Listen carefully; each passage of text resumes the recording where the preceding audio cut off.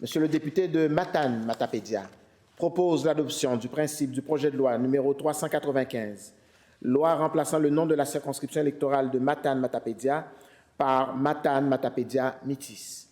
Monsieur le député de Matane, Matapédia. Merci, Monsieur le Président. Ce n'est pas sans beaucoup de fierté, de fébrilité que j'interviens pour présenter le projet de loi 395 qui corrige une injustice.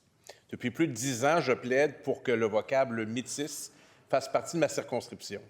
Et je remercie le gouvernement du Québec de me permettre, en appelant ce projet de loi, d'en débattre. Et on arrive à une première étape, et c'est prometteur. Et je souhaite, sans présumer de rien, que ce projet de loi pourrait être adopté.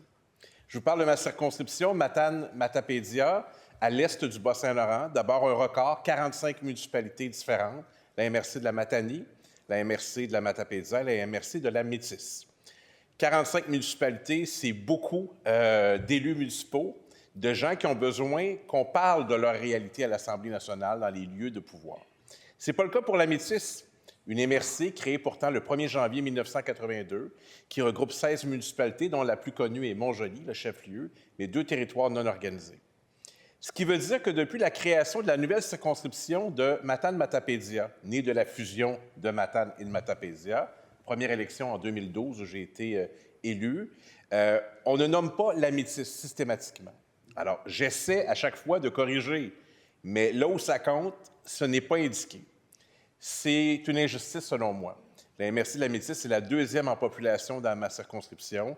Elle est importante, elle a sa propre identité, elle a un vocable, un nom intéressant. Donc, les 3 noms, Matane, Matapédia et Métis, c'est 3 noms d'origine autochtone, d'origine Micmac. On appelle ça souvent les 3M dans mon secteur. Il y a beaucoup de collaboration entre les MRC. Il n'y a pas de frontières, on travaille tous ensemble et on a beaucoup en commun. En corrigeant ce nom, ce n'est pas qu'esthétique, ce n'est pas que symbolique, c'est l'occasion de nommer à travers le nom métis les citoyens de ce territoire. Et je pense qu'ils seront très heureux si, à terme, on arrive à l'adoption. Je pense à toutes les institutions qui m'ont apporté leur concours, leur soutien, la MRC de la Métis, l'ensemble des municipalités, les organisations également.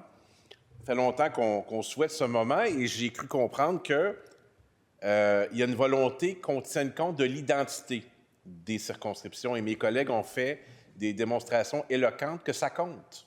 Ça compte localement de nommer des territoires, de parler de l'histoire, et à travers cette histoire, on parle aussi de la réalité de nos circonscriptions. Alors, vous dire à nouveau comment je suis enchanté que le leader du gouvernement ait décidé, en fin de session parlementaire, d'appeler ces projets de loi.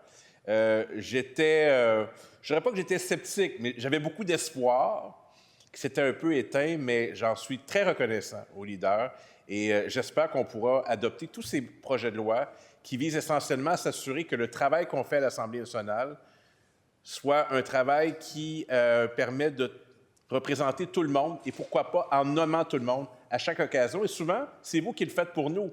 Vous nous dénommez par notre nom de député et j'ai bien hâte que vous m'appeliez du nom de député de Matane, Matapédia, Métis. Ça me rendrait très fier. Merci, M. le Président.